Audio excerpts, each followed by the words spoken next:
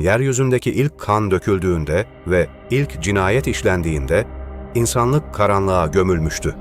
Ta ki ilahi sistem bozulan dengeyi kurmak için bir kurtarıcı, bir hibe gönderene kadar. Tarih bilimi, medeniyetin köklerini ararken genellikle yazının icadına, Sümerlere veya ilk şehir devletlerine odaklanır. Ancak insanlığın serüveninde sosyolojik kırılmaların yaşandığı çok daha erken bir evre vardır. Bu evrenin başaktörü, ilk cinayetin karanlık gölgesinde doğan ve insanlık ağacının koptu sanılan dalını yeniden yeşerten eşsiz şahsiyet Hazreti Şit'tir. Kabil'in Habil'i katletmesi, yeryüzündeki ilk anarşi ve otorite boşluğuydu.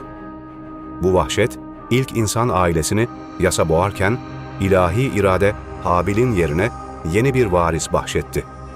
İbranice ve Süryanice kökenli kaynaklarda Allah'ın hibesi, armağanı anlamına gelen Şit ismi, bu ilahi müdahalenin sembolüdür. Kur'an-ı Kerim'de ismi zikredilmese de, İslami kaynaklar ve Taberi gibi tarihçilerin kayıtları misyonu üzerinde ittifak içindedir. O, devlet ve toplum felsefesinin ilk kurucu babasıdır. Hazreti Şit, nübüvvet silsilesinin ikinci dev halkasıdır. Babası, Hazreti Adem'den sonra yeryüzünün ilk öğretmeni ve ilk mutlak otoritesi olmuştur. Ebu Zer el-Gıfari'den rivayet edilen meşhur hadise göre, Allah, yeryüzüne indirdiği 104 kutsal sahifenin 50'sini doğrudan Hazreti Şit'e vahyetmiştir. Bu muazzam rakam, onun kurucu misyonunun ağırlığını gösterir. Bu 50 sahife, salt dini ritüellerden ibaret değildi. İçerisinde matematik, astronomi, tıp ve mühendislik gibi medeniyeti inşa edecek bilimlerin şifrelerini barındırıyordu. İnsanlık, ilk kez kurumsallaşan bir bilgi birikimiyle onun döneminde tanıştı. Zamanın hassas hesaplanması, takvimlerin oluşturulması, gündüz ve gecenin matematiksel döngülerinin tarım için kullanılması, Şit peygamberin ilmi mirasıydı. Şehirlerin planlı kurulması ve taş yapı mimarisinin temelleri onun muazzam vizyonuyla atıldı. O, ilk büyük mühendistir.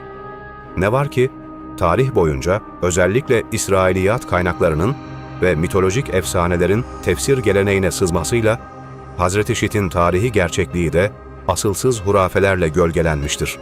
Onun doğaüstü güçlere sahip olduğu, devasa boyutlarda yaşadığı, gökyüzünde meleklerle savaştığı gibi akıl dışı anlatılar, İslam'ın rasyonel peygamber tasavvuruyla asla bağdaşmaz.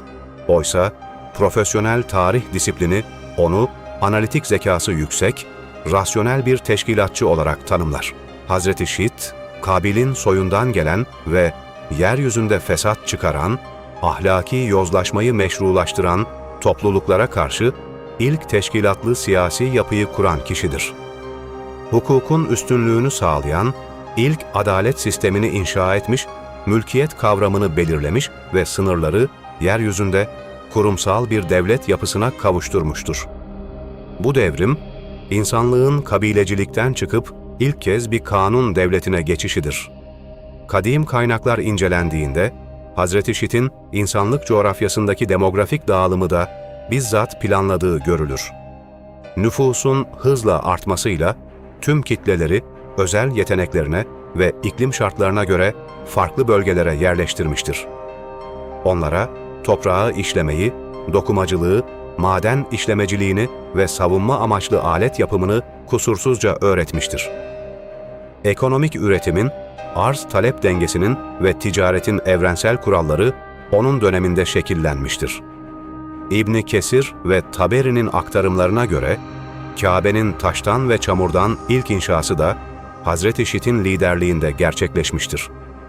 Kabil'in soyu yozlaşıp ahlaki çöküş yaşarken, Şit'in soyu, medeniyetin ve adaletin yegane taşıyıcısı olmuştur.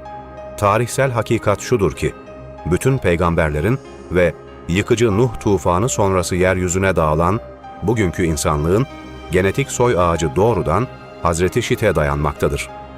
Habil varis bırakmadan katledilmiş, Kabil'in zalim soyu ise tufanda yeryüzünden tamamen silinmiştir. Dolayısıyla bugün yeryüzünde nefes alan, düşünen ve büyük medeniyetler kuran her bir insan, medeniyetin asıl kurucusu olan Şit'in öz çocuklarıdır. İnsanlık, kan ve gözyaşıyla başlayan acı dolu serüveninde yok olmaktan, Şit'in eşsiz mirasıyla kurtuldu. Çünkü o, koptu sanılan bir dal değil, medeniyetin, ilmin ve geleceğin ta kendisiydi. Tarih, bu büyük dehanın adımlarını takip etmeye daima mecbur kalacaktır. Peki sizce, insanlığı o ilk kaos ve yok olma eşiğinden asıl kurtaran şey, Hazreti Şit'e verilen o devasa ilimler miydi, yoksa yeryüzünde ilk kez kurduğu o sarsılmaz adalet sistemi mi? Fikirlerinizi yorumlarda belirtmeyi ve kanalımıza abone olmayı unutmayın.